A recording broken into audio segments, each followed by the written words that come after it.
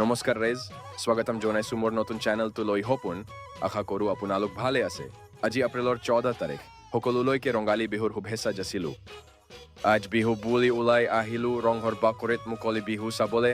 সেয়া হাতী আহি ৰৈ আছে ৰাংহাৰৰ বাহিৰত। আমি সোমাই গ'লো ৰাংহাৰৰ ভিতৰত। আজি বিহু বুলি এয়াতে মানুহৰ সমাগম হোৱা দেখা পোৱা গৈছে। আমি সোমাই দেখিছোঁ সকলোৱে সাজি কাচি আহিছে, মানে এটা ধুনীয়া পৰিৱেশ হৈ আছিল। কোনোৱে কথা পতাত ব্যস্ত আৰু আন কোনোবা ফটো আৰু ভিডিঅ'ছ লোৱাত ব্যস্ত। অতিকৈ এটা সুন্দৰ পৰিৱেশ হৈ আছে ইয়াতে। তাতে ঘূৰি থাকোঁতে মোৰ লগৰ দুগৰাকীক পালোঁ। তেওঁলোক আহিছে গুৱাহাটীৰ পৰা শিৱসাগৰত বিহু চাম বুলি। সঁচাকৈ লগ পাই খুব ভাল লাগিল। মই গুৱাহাটীত থকাৰ দিনবোৰলৈও মনত পৰি গৈছিল।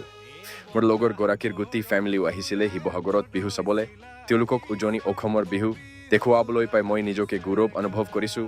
ভিডিঅ'টো ভাল লাগিছে যদি ছাবস্ক্ৰাইব, লাইক আৰু শ্বেয়াৰ কৰিব। পাৰ্ট 2 আহি আছে আৰু তাৰ পিছত কি হ'ল জনাই আছোঁ। আকৌ লগ পোৱাৰ প্ৰতিশ্ৰুতিৰে আজি লৈ আহিছোঁ। ধন্যবাদ।